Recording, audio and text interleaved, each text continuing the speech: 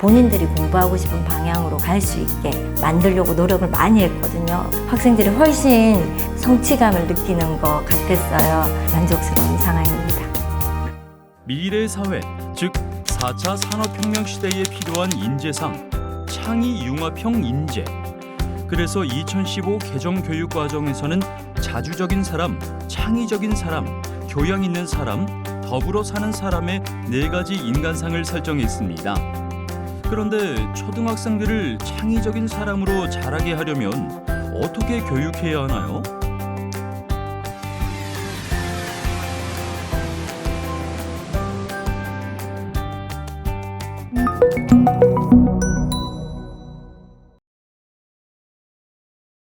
미래 인재가 갖추어야 할 창의적인 사람이란 기초 능력의 바탕 위에 다양한 발상과 도전으로 새로운 것을 창출하는 사람을 말합니다.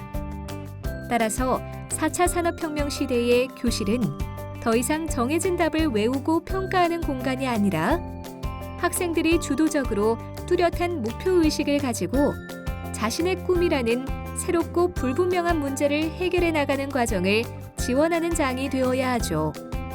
단순히 기존의 정해진 지식만을 습득하고 적용하는 것이 아니라 알고 새로운 지식을 만들어내고 창출할 수 있는 역량을 길러 예측할 수 없는 문제에 대응할 수 있도록 하는 것이 중요합니다. 거꾸로 하는 문제중심 학습 수업 모형은 이러한 교육적 흐름에 발맞추어 교원의 창의교육 역량을 강화하고 학습자의 창의성을 신장시키기 위하여 기획되었습니다. 거꾸로 하는 문제중심 학습 모형은 문제중심 학습과 거꾸로 하는 학습의 융합 모형입니다. 전통 방식의 수업처럼 교실에서 이루어지는 지식 전달 목적의 교사에 의한 일방적인 강의는 최소화하여 수업 전에 온라인의 형태로 제공하고 교실 수업 시간에는 교사가 개발한 실제적이고 비구조화된 문제를 활용한 문제중심 학습이 진행됩니다. 학습자 스스로 공부할 지식을 찾아 학습하고 학습한 지식을 친구들과 서로 소통하여 배울 수 있으며 상호 협력하여 창의적으로 문제를 해결해 나가는 수업 모형입니다. 예전에 수업했던 주제 중에 마오쩌둥의 그 참새소탕 작전으로 인한 먹이사슬 파괴를 학생들이 되게 재밌어 했었어요. 그래서 그 주제를 가지고 오면 학생들이 되게 흥미있게 공부하면서 생태계 관련 문제를 다룰 수 있겠다라는 생각이 들었습니다. 근데 동료 선생님께서 이제 그 주제로 수업하면 너무 생태계에 국한되고 학생들이 다양한 분야에 대해서 이렇게 학습이 이루어지기 힘들다라는 조언을 받아서 그럼 어떡할까요? 했더니 이제 먹이사슬 파괴로 인한 대기근의 문제를 해결하는 주제로 문제의 범위를 좀 넓혀주셨어요. 그러니까 문제의 범위가 넓어지면서 제가 원했던 생태계의 위기도 생태계의 문제도 다룰 수 있었고 그리고 학생들이 흥미롭게도 참여했고 그리고 오늘 보시다시피 여러 가지 분야에 대해서 학생들이 이렇게 자유롭게 학습할 수 있었던 문제였던 것 같아서 오늘 만들어진 문제 상황이 저는 되게 만족스러운 상황입니다.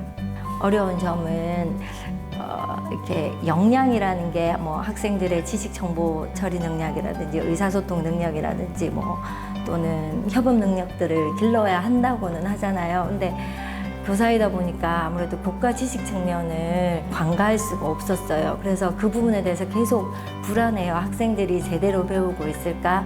제대로 된 지식을 습득하고 있을까? 근데 이번 주제를 해결하면서는 의도적으로 그 부분에 대해서는 조금 내려놓으려고 했었어요. 의도적으로 내려놓고 그 부분은 이렇게 사전 지집 영상을 통해서 학생들에게 제공하고 수업 시간에는 최대한 학생들의 논의를 존중하면서 그 친구들의 논의가 제대로 이루어지고 본인들이 공부하고 싶은 방향으로 갈 수 있게 만들려고 노력을 많이 했거든요. 그랬더니 학생들이 훨씬 주도성을 느끼고 성취감을 느끼는 것 같았어요.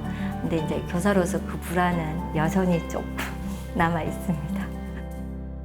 거꾸로 하는 문제중심 학습 수업 모형에 대한 자세한 내용과 각 과목별 문제 개발 과정은 한국과학창의재단 원격연수를 수강하시거나 또는 한국교원대학교 창의교육 거점센터로 문의하시면 안내 받으실 수 있습니다.